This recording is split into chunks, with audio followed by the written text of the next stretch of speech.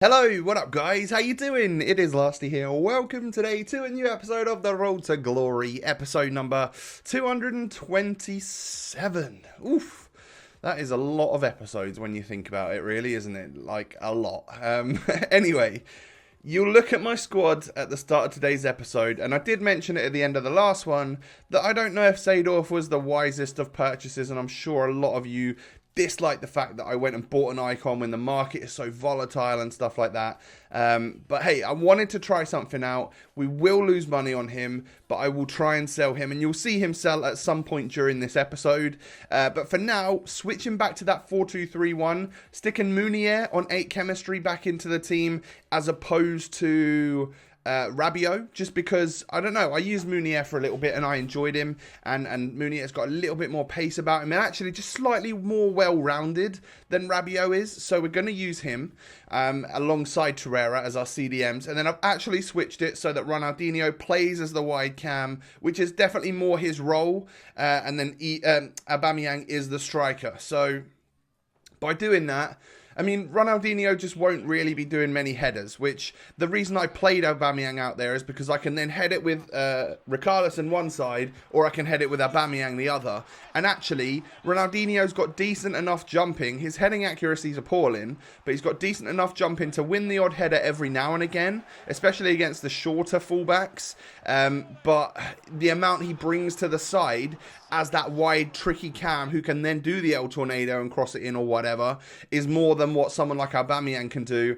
Plus, Aubameyang is just definitely a poacher, striker, great attacker, isn't he? So, we start today's episode off with a quick, easy rage quit. And considering we had a bad episode yesterday in terms of my weekend league result is appalling, I needed to get that win. However, we then go into another match. This guy's got Ronaldinho, he's got Ronaldo, Neymar, lots of very good players. And at half time, I hadn't had a sniff at goal. He had really just been able to hold me. A lot of the ball in the middle of the park. I had defended his stuff pretty well, but look how easy he carved me open from his kickoff. Mental. I don't know what my defenders were doing. I don't know what I was doing in terms of defending, but it wasn't good. I then whipped one in and hit the bar with Perisic, and I'm just like, this is not my game, is it? And well, obviously he's able to keep the ball when I tackle him twice. It falls to Ronaldinho, top corner. That's 2-0, and that's when I'd gone super attacking. So I had to do that. I had to go through it at the back to try and get back into this game. It kind of works out for me a little bit at the end when I do break free and get a goal with Perisic. But I think that one was kind of gifted to me, and to be honest, there wasn't anywhere we were going to go with this match. He was a better opponent. You can see that in the end result of this game. And finally, Seedorf sells. So we bought him for 577, sold him for 525. Obviously, that's about 25k's worth of tax. We're going to lose 77,000 coins on Clarence Seedorf. Yeah, like, it is what it is. Lose 75k on a player. It's not good, but we've had a couple of packs lately which have been good to us, so it's not the end of the world. And we're actually at 1.2 million coins, so we're all good, really, in the grand scheme of things, aren't we? So I decided that I had the players in my club. I would just go out and complete the 83 rated squad for the Patrick Vieira loan, just to see me through the rest of this weekend league. Obviously, with the record that I've got, I need some sort of little bit of a helping hand, and this is ideally what I should have done in the first place. With the 75k that we've just lost on Seedorf, we could have got the loan for Vieira, and we could have got the loan for Hullet, and played 20 games with that squad, and probably got our wins nice and quickly. So, but I've been so curious about Seedorf for the longest time, and he's all right. He is all right. He's just not amazing on this game. He's not insane. He's definitely a centre mid. Now that we've gone back to the 4-2-3-1, he just doesn't fit in our squad. So yeah, it is what it is. But anyway, one of the reasons why I could complete that Vieira is because I had a few of the players I knew as a duplicate on my transfer list. So I could just go and switch them back into the club. The 83s don't really sell for that much, and we can bring Vieira into the team and hope that he can do a good job to just see us over the line with a weekend league where we definitely need a little bit of extra help for some odd reason. Obviously, I'm clearly nothing without Mbappe, so maybe we need to look at getting him back at some point. Oh, I miss Mbappe. What a guy! What an absolute player he is on FIFA 19. Anyway, Come up against Messi, come up against prime icon moments Kluivert. It was 0-0 at half-time, and I think this guy was trying to put me to sleep. 61% possession. I was so bored. I hate coming up against people who just play possession against you. But in the second half, we were able to bring our subs on. Perisic whips it into Ibra, heads home in the 77th minute, and I finally break that deadlock. And, you know, I'd been fortunate enough to just hold this guy out. His possession was mainly in the middle of the park. He didn't take that many shots. He had 5 shots all game. And we did have more than him. And finally, that was enough to get the win. 60-40 possession at the end of the game. It's just nuts. It should never be that far apart. It should always be like 50%. It should really be about 50-50 for each team if it's a fairly level game like that one was. It's just so weird when you come up against people who clearly hold the ball incredibly well. It's so boring though, isn't it? Anyway, next game. It took me all of like one minute or so to score in this one. It's just like, what? We get very lucky with how it actually eventually pans out, but we do get our goal after a deflection from Ronaldinho's shot. He then scores a free kick with Torreira, and I'm like, huh? I didn't know Torreira could take free kicks. Have I been missing out this whole time? Like, normally I've got someone who's pretty good at free kicks in my squad, and like Ronaldinho is that man at this point. But yeah, I don't know. Have I been kind of missing out? Is Torreira actually decent at free kicks as well as being a godly little defender on the pitch? We get the goal with Richarlison to go 2-1 up after 25 minutes. I felt like I could win this game. This guy was decent on the attack, but his defenders were out of position an awful lot, and it basically led to me being able to actually create opportunities of which we can then score. And, you know, 43 minutes on the clock, I go 3-1 up. He's going to be out of there. We can move on. We're at 13 wins. Let's just get one more win. And we come up against this absolutely mad team. And this guy, how lucky can you get, right? He's got a 91 Mbappe from this week's Team of the Week, or last week's Team of the Week, whatever. And a 95 Red Ronaldo as well. And I'm like, what? How on earth have you been that lucky with your red player picks? That's insane. So, yeah, I suddenly felt very unlucky with my red Pogba and my red Richarlison, but I go 1-0 up with red Richarlison scoring that goal. Richarlison then runs it down the line, plays it in to Aubameyang, who just cuts it into Pogba. Low driven shot on the weak foot this time, and my 2 red players are the ones that score in this match. So yeah, 2-0 up. Feeling good. Like, actually, he wasn't that great of an opponent, but he had a very, very nice team. And I've obviously left it straight from kickoff because he does play it into Ronaldo, who shoots on the turn, and it's just a Ronaldo shot, isn't it? You know, they're very much unstoppable. It was a fairly even match, 2-1 on the scoreline at half-time, but I had been able to create the chances to score a couple of goals, so I was feeling pretty confident that this one was going to end well. El Tornado cross from Ronaldinho into Zlatan. You all know what's going to happen in that situation. I'm going to rise higher than the defender. I am going to restore my 2-goal lead and hopefully keep it like that. Well, probably not, because he's going on the attack right now. Kante knocks it in towards, who is it? Oh, Koke, who turns my defender and scores near post.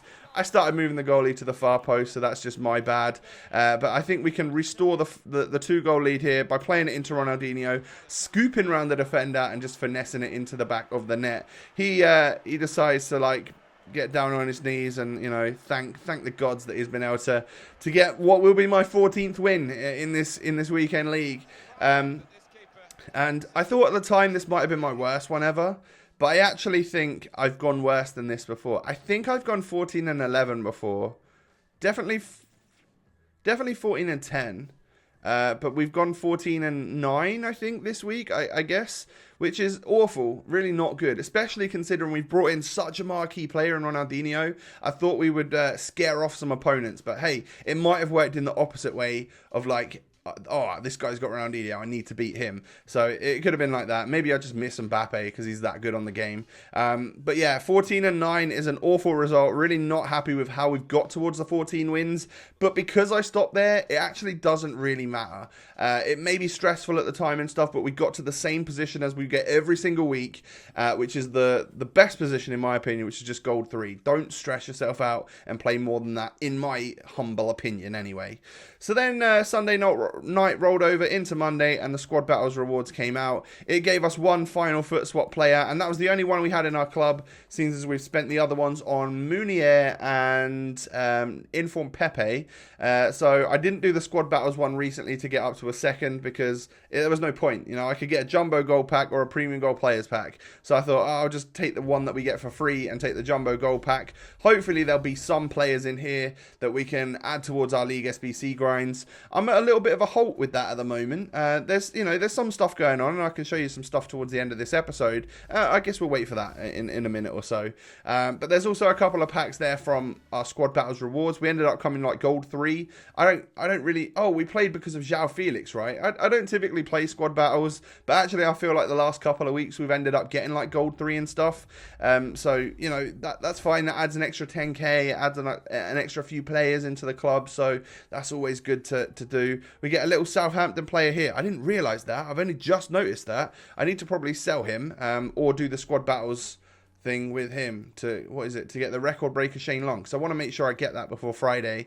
And then it is the most unassuming of J-League SBCs that is going to get us a good pack here today. So I had to go out and buy like 1 or 2 players for one of the J-League squads, which eventually gives us a small Prime Electrum players pack, which is not a great pack, I don't think. But we get a walkout, and as you can see, it's going to be a inform walkout, Brazil, goalkeeper from Manchester City, which is, of course, 87 rated Ederson.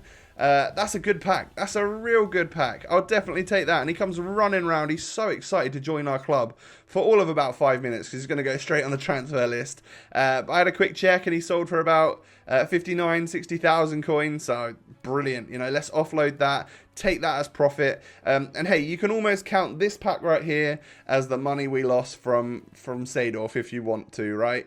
And then a little bit more after that, I guess. But yeah, we're up to 1.257 million at the end of that little session. And the squad fitnesses didn't... I sold a few of them. I sold probably 10 or 12 of them during the weekend league, but the ones that I didn't sell, I decided to stick back in the club. And now you can have a quick look at how many I've completed of the league SBCs at this point in time. We're fairly close, or at least about halfway on quite a lot of them. But I'm at a little bit of a standstill where I'm struggling for players now. So what I think might be the play is for me to go and open 57k's worth of bronze packs or something so that we can get more bronze players in our clubs for the smaller league SBCs to complete a few of them. I also packed another Hausenberg, by the way, so that's 15k going into the club. And getting more rare bronzes to then stick in Humble Beginnings to give us some more silver players, and that will help out as well. So maybe just doing that for a little bit on bronze pack method. Again, it might be time to just add another 300 or 400 players to our club that way, and then hopefully be able to complete another couple Humble Beginnings and Rising Stars or Rising Talents, whatever it is. But anyway, these are the player bios for my players. That is the end of the episode. I haven't done so yet, but I need you guys to smash that thumbs up on the video. The support lately has been out of this world. I really, really appreciate it. So if you can keep that going, I'd greatly appreciate your thumbs up on today's video. Thank you so much for watching. I hope you all have a lovely day out there. Make sure you do, all right? Have a good day. Anyway, follow me on Twitter, follow me on Insta. Those links will be found down below. And I will catch you next time, everyone. Peace.